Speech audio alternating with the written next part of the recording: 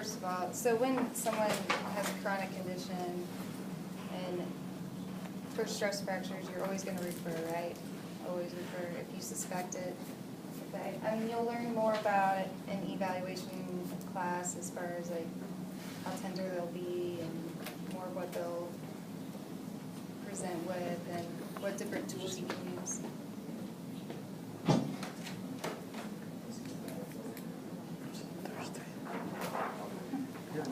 Have you guys used tuning forks to do as a diagnostic test? Yeah, they have. But you know, those are I know it's about difficult 50, because- I think it's 50% accuracy. Yeah, because I know it's difficult because when the athletic training facility where I was at when I worked there, they used tuning forks and I got to use one on the stress fracture. And we actually did one. It's kind of hard, though. Did he jump off the table? Yeah, he did because of that movement. It's like Another trick in the books that you're usually not taught is if you use ultrasound oh yeah. on the area, they'll jump off the table. So there you go. Why not even waste the money on a bus here?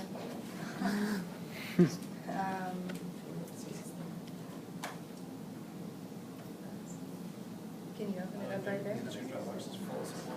Actually says You could log into your computer. Okay. And also, you can get them in the fibula too, which is very rare, but it does happen. You know, do you guys know off the top of your head how much the fibula supports, like how much of our body weight? Remember? No. Or I don't even know if you were taught that, but. Maybe like mentioned. Okay, well, it's right around 20%. So, here's a good question for you guys. How long do you think you would hold, okay, granted, don't pay attention to what the physician says, this is just like I just want to hear what your guys' thoughts are this. Would an athlete be able to participate with a stress fracture on a fibula? What do you think? Probably not good for it. Probably not good for it? Yeah. I'll be 100%. So, especially if non-contact wise, they're really not going to have that much pain. It'll be a nagging pain kind of thing. But if you're in a contact sport and that fibula is getting worn down, and boom, they get hit on it, that thing cracks. Not a good idea. So, don't ever rule out a stress fracture on a fibula. Okay. Environmental illness. We're talking about heat illness and cold illness too, but don't see that very much here in South Texas. Okay, so heat gain is through just your body, metabolic heat, which you know is just yourself producing your own heat, and then also environmental heat, as far as just the environment. And then heat loss, radiation, you lose that through radiation, convection, and evaporation. Okay.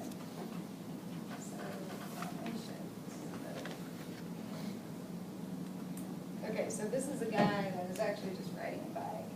So this just is a better picture to show you of how heat is lost through the body and how it's gained as well. So the arrows are the transfers, and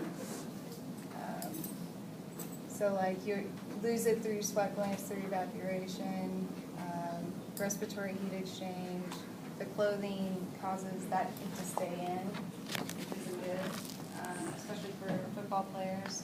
I know that by putting a helmet on, you increase the internal body temperature about 2 degrees. So if you're out in 110, 120 degree heat, how it feels on that turf, then imagine how those guys are feeling. And that's just with the helmet on, not the pads and everything else. Okay. So what detects the body heat changes? You have your thermoreceptors, and then you also have your hypothalamus, which you guys know where that's located, right? Okay. So when you see professionals out there icing the back of their neck, that is the reason. Because your hypothalamus senses the cold, that'll be the first thing that will do it. So that will start cooling the body down. So if you're ever in that situation, go for it. Okay.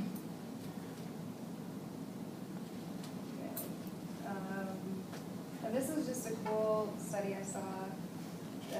Sodium chloride, potassium concentrations in untrained versus trained athletes.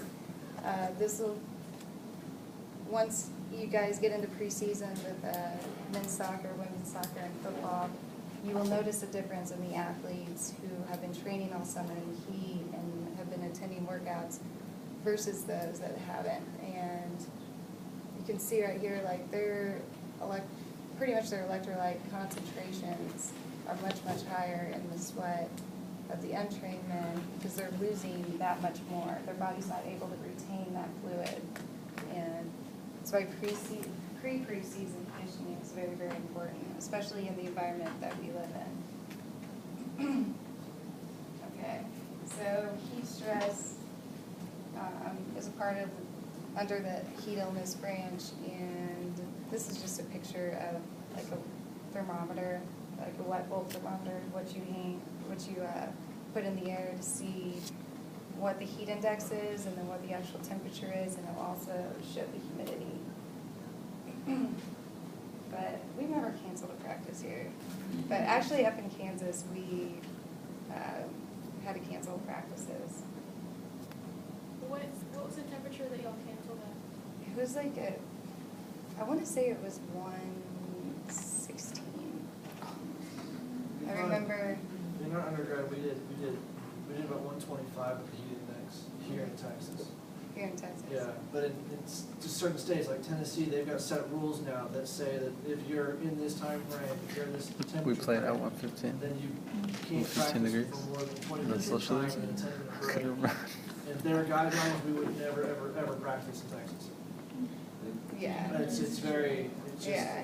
so much of it has to do with conditioning of the athletes and their capacity to be acclimatized to that. But Mhm. yeah, the rules in Tennessee, you'd never function ever. Yeah. Yeah, getting acclimated is the biggest key factor. I'm not sure about what soccer does as far as, what do they do anything for Acclimatizing? acclimating you? No? Well, in football, okay, yeah, I know in football, like whenever the first practice starts, we go just helmets, shirt, and shorts, and then like the next day we get into like the shoulder pads, and then the next day and eventually it's like on the 5th day it's full pads. So learned a little something over the years, I suppose. Okay, so risk factors for heat illness, again, intrinsic, extrinsic factors. What do you guys think? This will be something that you will find in your PPE sometimes, especially for if you ask anything like heat-related illness questions. But hot flashes.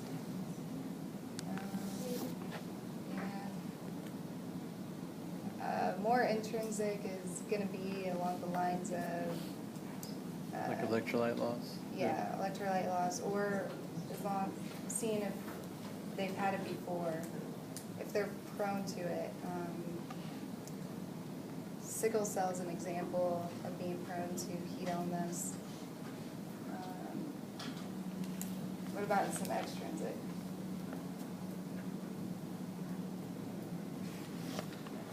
Humidity? Yeah, humidity is a big one. Clothing. Yes, that's a big one. Time of day. Who said that? Yeah, nice. Yeah, time of day is big. If you're practicing in 1 in the afternoon, you're going to have a lot of issues going on as compared to 8 in the morning or 7 o'clock at night. Okay, so do a little bit of dehydration, deprivation, those are some big ones. And definitely, I forgot to mention earlier, yeah, supplements, protein supplements, they dehydrate you so much more compared to if you don't take them. I know that you have to take like double the amount of water. If you have any athletes that are taking protein supplements, you as an athletic trainer, PT outreach, just stress that. You can't stress it enough. Because those will be those guys that get the cramps, cramp easier, and then the extrinsic, yeah, your work to rest ratio. So on 2-a-days, there's a certain amount of time that you're allowed to have between each practice. And that's a rule.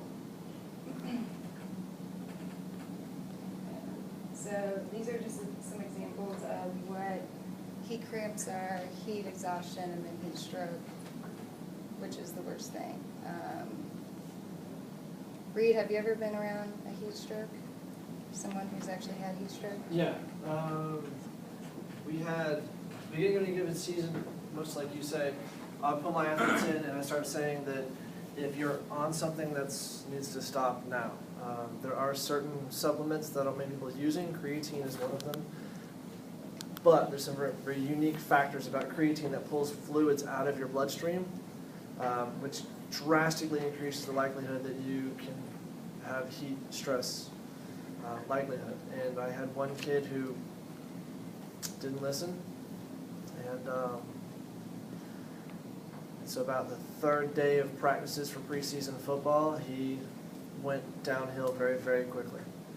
And we do weigh in and weigh out, which is about the best way to make sure that they've got adequate fluids in their system, but he still fell out hard, and we had to have the ambulance come pick him up and drop him in an ice bath and the whole 9 yards to make sure. But and then his parents come back and you start berating them and you're like, I told you to get off of this stuff. And he's not on creatine, bring me what he's on. Third ingredient on there is creatine monophosphate. They're like, oh. So no, it's a big deal, it's really scary, pretty stressful. Yeah, I've only gotten to the heat exhaustion, pretty much, and then took care of it.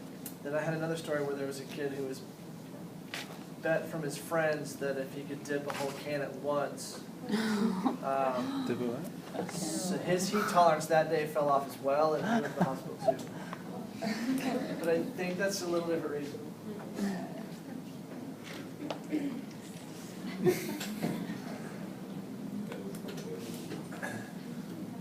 Okay. So what are you gonna do when an athlete you notice is either, you see them throwing up, you see them acting kind of different, sweating a lot, or just complaining that they're dizzy?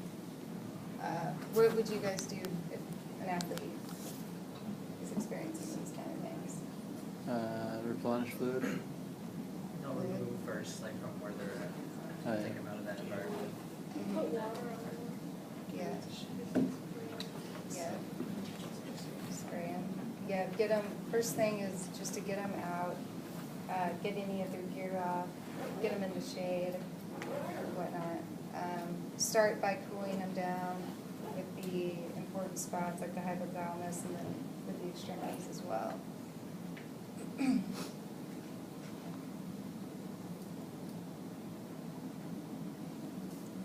This is another article. I saw that it just pretty much measured the body temp of these different patients when they had a cooling neck collar on and those that didn't. So, so time to exhaustion, no collar, 38 minutes, 43. You can just see that it's a lot harder for the body to cool itself down compared to if you have some kind of aid to help you with. So